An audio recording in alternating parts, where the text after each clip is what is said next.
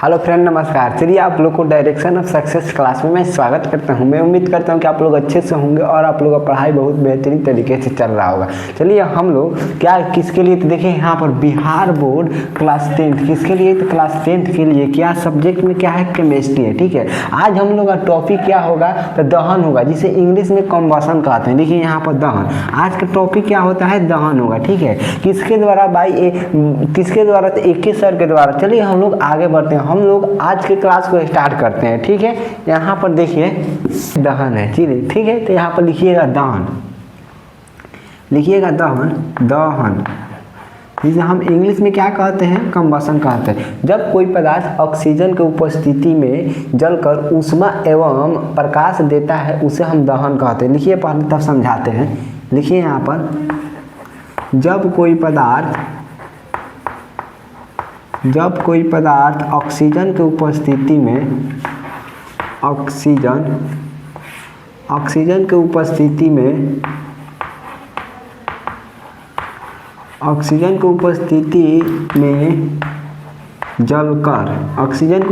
में जलकर ऊष्मा एवं प्रकाश देता है, ऊष्मा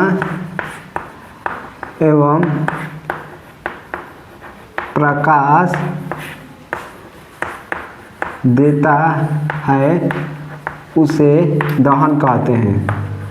क्या कहते हैं, उसे दहन कहते हैं। क्या होता है, जब कोई पदार्थ ऑक्सीजन की उपस्थिति में जलकर ऊष्मा एवं प्रकाश देता है उसे हम दहन कहते हैं। आप लोग ठंडी के दिनों में देखे होंगे कि कहीं का मतलब बहुत जगहों पर आग जलाया जाता है। ठीक है, तो जो आग जलाया जाता है तो उसमें से धाम मारता है कि नहीं, तो वही ऊष्मा होता है। जो धाम मारता है उसमें से भाप बिकता है, वही ऊष्मा देता है। और देखें जब वही आग रात में जलता है तो वहाँ पर अंजोरा हो जाता है। क्या हो जाता है, वो प्रकाश होता है। तो क्या होता है, जब कोई पदार्थ ऑक्सीजन की उपस्थिति में जलकर ऊष्मा एवं क्या देता है, प्रकाश देता है, उसे हम दहन कहते हैं। जैसे में यहाँ पर हम यहाँ पर C+ में O2 लेते हैं, तो C+ में O2 लेते हैं तो क्या बनाएगा, CO2, और प्लस में क्या देगा, तो ऊष्मा देगा, और प्लस में क्या देगा, प्रकाश देगा। ठीक है, ठीक है, प्रकाश देगा। मम्मी जब घर पर खाना या चूल्हे पर बनाती है, आप लोगों, मम्मी जब घर पर खाना बनाती है चूल्हा पर, जो चूल्हा पर बनता है तो उसमें से देखते हैं ऊष्मा बिकता है और प्रकाश भी उस जो जहाँ पर चूल्हा होता है वहाँ पर थोड़ा अंजोर टाइप का हो जाता है, तो वहाँ से प्रकाश भी निकलता है। और जो धुआं निकलता है तो धुआं क्या होता है, जो कार्बन डाइऑक्साइड होता है। नाक में जाता है तो देखते हैं, चाहे आँख में जाता है तो आँख में से आंसू गिरने लगता है, नाक में घूमता है तो सांस फूलने लगता है। कि क्या होता है, तो कार्बन डाइऑक्साइड होता है। ठीक है, चलिए अब हम लोग अगला टॉपिक पर चलते हैं। ठीक है, अब लिखिए यहाँ पर ज्वलन ताप।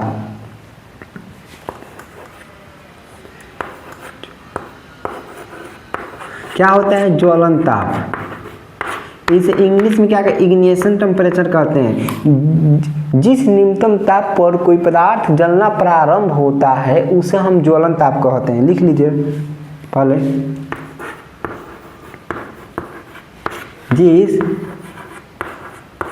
जिस न्यूनतम ताप पर कोई पदार्थ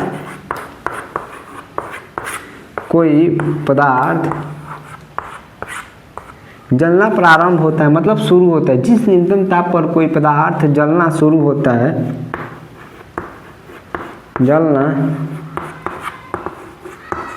जलना शुरू होता है उस ताप को ज्वलन ताप कहते हैं। ज्वलन ताप कहते हैं। ठीक है, जिस न्यूनतम ताप पर कोई पदार्थ जलना शुरू होता है उसे हम ज्वलन ताप कहते हैं। जैसे में आपको माचिस से कागज हराना होता है तो कागज के ही कैपेसिटी का ही उसका जो कागज का इग्निशन टेम्परेचर है, ज्वलन ताप है, क्या है, माचिस के ही थे, तो धाए धना जल लेगा। अगर आप माचिस से चाहते हैं मोटा लकड़ी धराएं, क्या उसी माचिस से मोटा लकड़ी धर सकते हैं, नहीं, उसके लिए कुछ साधन चाहिए। मोटा लकड़ी के लिए और कुछ चाहिए, और बहुत ज़्यादा मतलब कागज चाहिए, पॉलीथीन चाहिए। अगर आप माचिस से मोमबत्ती धराते हैं तो मोमबत्ती का पातर होता है वो धर लेगा, धाए देना धर लेगा, ठीक है। वही माचिस से आप लोग थोड़ा मोटा बांस उस धराइए, नहीं धरेगा, उसके इग्निशन टेम्परेचर पर नहीं चौंक रहा है, जैसे ही चौंक जाएगा और वहाँ पर जाकर कागज, झिल्ली, बहुत कचरा, मतलब बहुत चीज़ और लाकर वहाँ पर धर दीजिएगा, चाहे कोई माटी तेल चाहे डीजल पेट्रोल गिरा दीजिएगा तो वो अपने इग्निशन टेम्परेचर पर चौंक जाएगा और धाए देना धर लेगा, ठीक है। उसी को कहते हैं जिस न्यूनतम ताप पर कोई पदार्थ क्या होता है, जलना शुरू होता है, उस न्यूनतम ताप को हम क्या कहते हैं, तो ज्वलन ताप कहते हैं, ठीक है। अब जलने के लिए आवश्यक शर्त को लिखिए, ठीक है, यहां पर लिखिए। चलिए इसको मिटाते हैं और ऊपर लिखते हैं, ठीक है।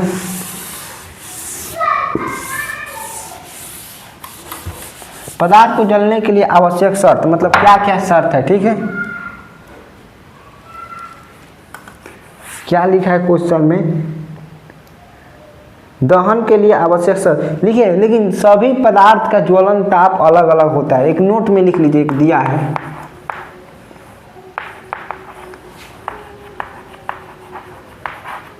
सभी पदार्थों का ज्वलन ताप अलग अलग होता है। अब देखिए यहाँ पर क्या कर रहा है, इसका अर्थ क्या निकलेगा।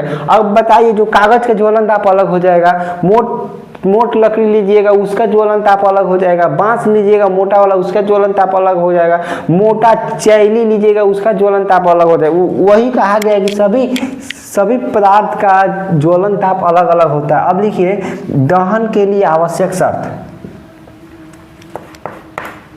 यहाँ पर लिखिए, मतलब जलने के लिए क्या शर्त है, दहन के लिए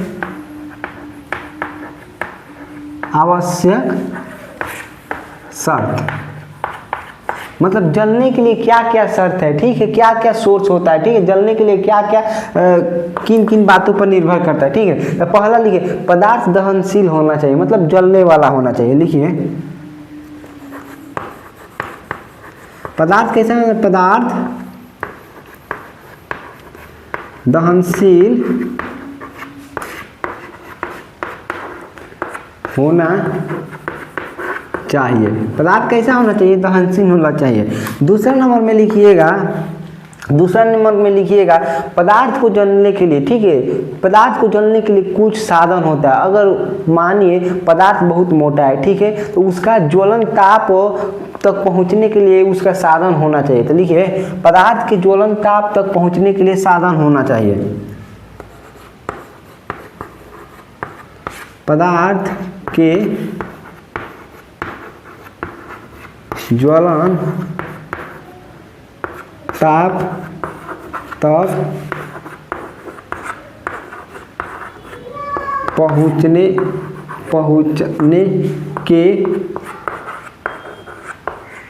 साधन होना चाहिए। क्या होना चाहिए, साधन, मतलब सोर्स होना चाहिए, साधन होना चाहिए,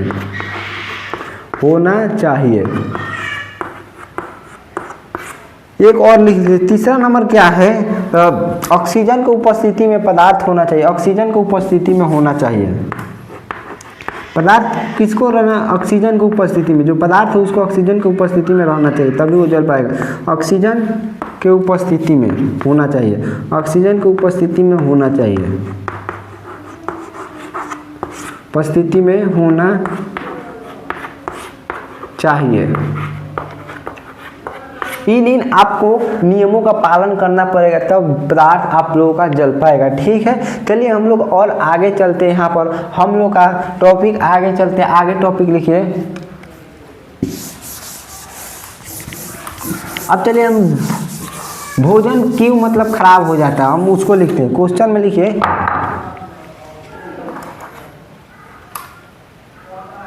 आप लिखिए क्वेश्चन में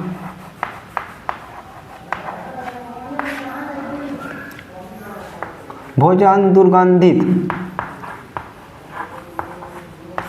दुर्गंधित कैसे होता है। भोजन जो होता है दुर्गंधित कैसे होता है। जो भोजन होता है घर पर, जो मम्मी भोजन बनाती है तो देखते हैं वह मतलब खराब हो जाता है तो महकने लगता है, तो उसी को कहा गया कि भोजन दुर्गंधित कैसे होता है। जो भोजन होता है उसमें वसा और तेल होता है, वो जैसे ऑक्सीजन की उपस्थिति में जाता है तो ऑक्सीकृत हो जाता है और भोजन का स्वाद में परिवर्तन मतलब बदलाव को देखने को मिलता है, ठीक है। और वही भोजन दुर्गंधित हो जाता है, ठीक है। क्या हो जाता है, महकने लगता है। तो यहाँ पर लिख लीजिए, पहले लिखिए, जब भोजन, आंसर में लिखिएगा, जब भोजन क्या होता है, जब भोजन में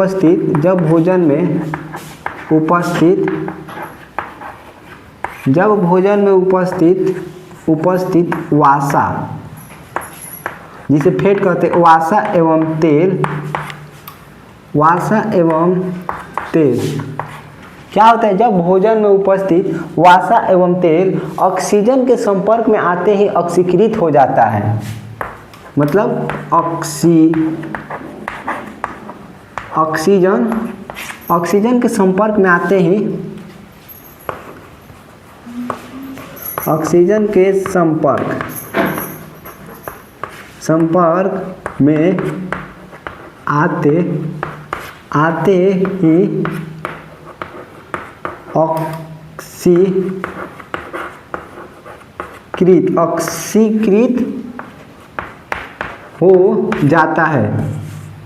ऑक्सीकृत हो जाता है। क्या होता है, जब भोजन में उपस्थित वासा तेल ऑक्सीजन के संपर्क में आते ही ऑक्सीकृत हो जाता है और भोजन का स्वाद में परिवर्तन हो जाता है। और लिखिए, और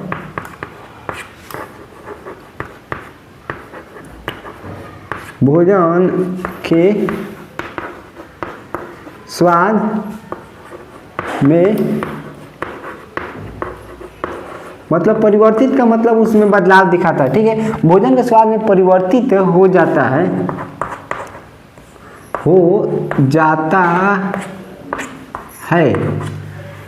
इसे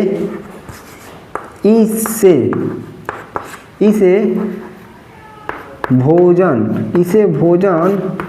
का दुर्गंधित इसे भोजन का दुर्गंधित कहलाता है। इसे भोजन का दुर्गंधित कहलाता है।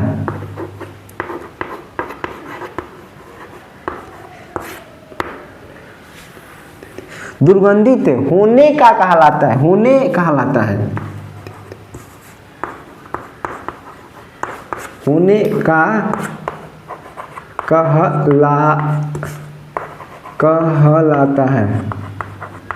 कहलाता है। चलिए सिंपल भाषा में समझिए कि भोजन दुर्गंधित कैसे हो जाता है। मान लीजिए आपकी माँ घर पर खाना बनाई, ठीक है, तो उस खाना बनता है तो उसमें तो तेल डलाता है, ठीक है। तेल वासा होता है जो फेट कहते हैं, ठीक है। इंग्लिश में क्या था, वो वासा को फेट कहते हैं। वो जैसे ऑक्सीजन के संपर्क में आता है, ऑक्सीजन के मतलब संपर्क में आता है, वैसे क्या हो जाता है, ऑक्सीकृत हो जाता है, ठीक है। और उसके स्वाद में बदलाव आने लगता है, मतलब परिवर्तित होने लगता है, ठीक है। तब वो भोजन क्या होता है, स्मेलिंग देने लगता है, महकने लगता है, जिसे हम देहात में कहते हैं खराब हो गया है, ठीक है। और यहाँ पर एथी में कहते हैं कि और वो आ गया है, ठीक है। उसी को भोजन को दुर्गंधित कैसे होता है, ये डिफिनीशन लिखवा दिए, बहुत आसान है, ठीक है। चलिए हम लोग और समझते हैं कि भोजन को दुर्गंधित होने से कैसे बचाएं। लिखिए यहाँ पर,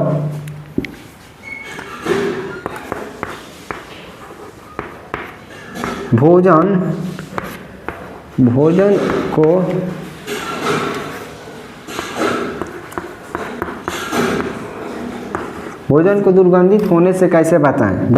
दुर्गंधित मतलब खराब होने से कैसे बचाएं।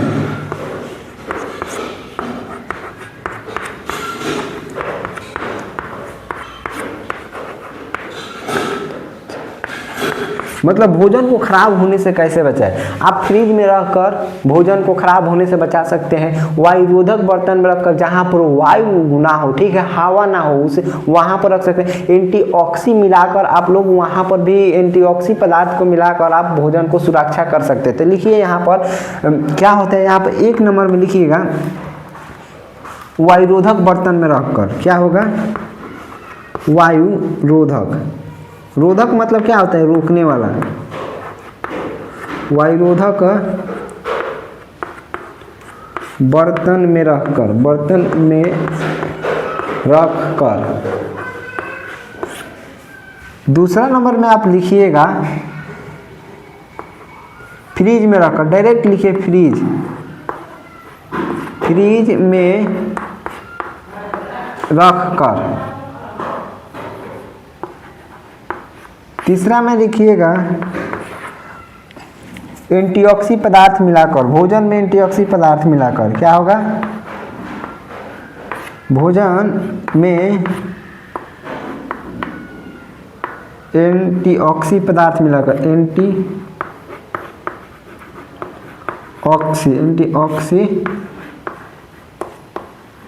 पदार्थ मिलाकर।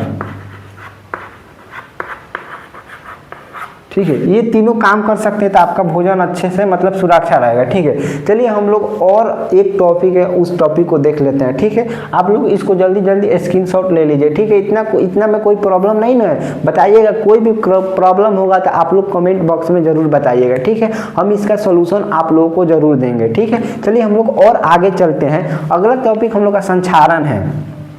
संक्षारण का अर्थ होता है साफ साफ खराब। ठीक है, खराब हो जाना। ठीक है, मतलब क्षय हो जाना, साफ साफ समझिएगा। इसमें जो पदार्थ होता है वायु और नमी के संपर्क में आकर कोई भी पदार्थ खराब हो जाता है, उसे संक्षारण कहते हैं। क्या कहते हैं? जब कोई पदार्थ वायु और नमी के संपर्क में आकर खराब हो जाना, क्या हो जाना है? खराब हो जाना, उसे संक्षारण कहते हैं। संक्षारण लिखिएगा, संक्षारण। संक्षारण लिखिए यहाँ पर,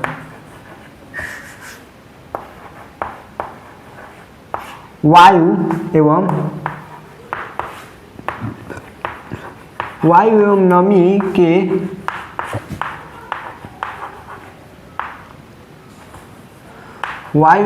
के संपर्क,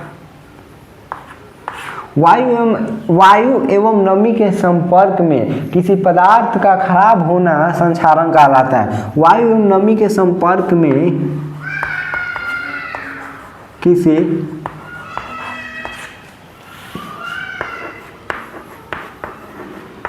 पदार्थ